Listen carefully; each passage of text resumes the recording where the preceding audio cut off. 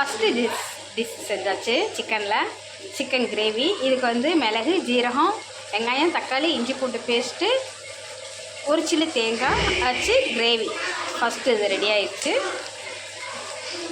ரெண்டாவது dish ready ஆயிடுச்சு. இதுக்கு வந்து புதினா, கொத்தமல்லி, பச்சை மிளகாய், தயிர், தேவையான அளவு உப்பு, எண்ணெய், லைட்டாக ஒரு முக்குப்படி அளவு மஞ்சள்தூள் போட்டு அப்படியே தாளித்து விட்டு வேக வச்சிருச்சா க்ரீன் சில்லி.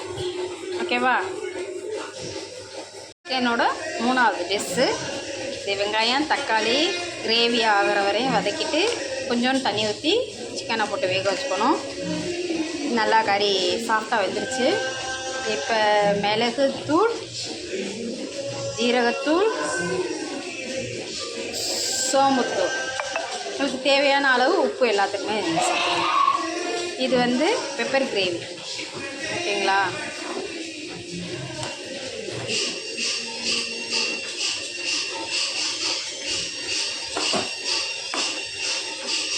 அடுத்து நாலாவது டிஷ் பார்க்கலாம்.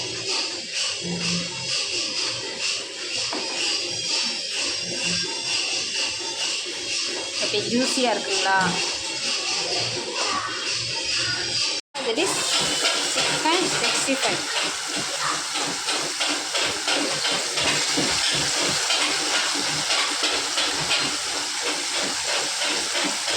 சிக்கனுடைய அஞ்சாவது dish chicken gravy, chicken biryani.